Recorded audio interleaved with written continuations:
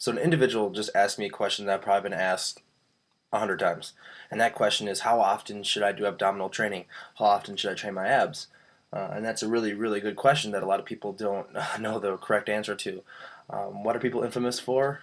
You know, those things where people do abs for 5 minutes straight, 10 minutes straight, nonstop, doing it every single day, things like that. You don't want to do that. Your ab is a muscle group. You wouldn't want to train your biceps for 5 minutes straight without taking a break. You wouldn't want to train your biceps every single day.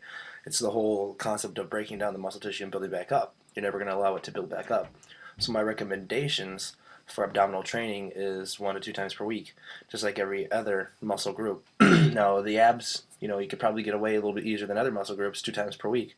For instance, the legs, those are a tough muscle to train 2 times per week because if you're using them, hopefully you're using them to the best of your ability and you're training them hard.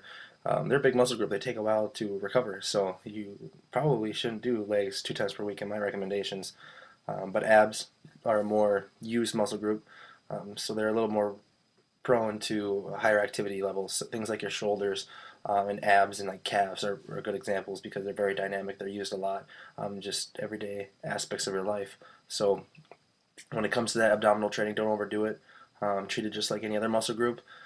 Treat it with resistance, just like you would any other muscle group. A lot of people will sit there and they'll just do, body weight crunches, like this. Well, you need resistance. That's the same thing of me just taking my bicep and flexing my bicep. It's not going to do much to you other than get you a pump and make it look like you work the muscle. Well, it's about breaking it down and building it back up. So you got to break it down. How do you do that with resistance training?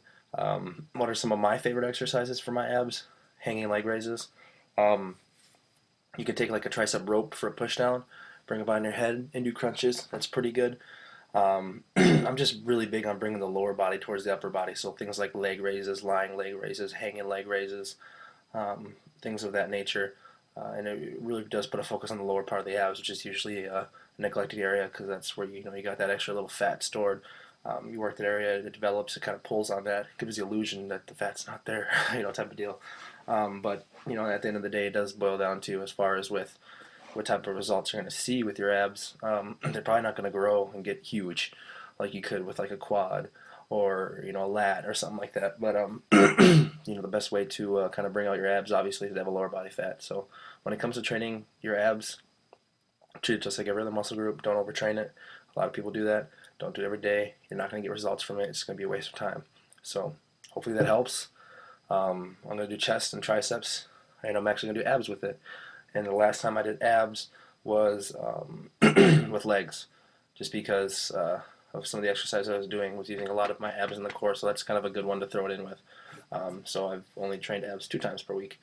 And to be honest with you, training abs has become a new thing for me. I usually don't train abs, and I got a six-pack, so there you go.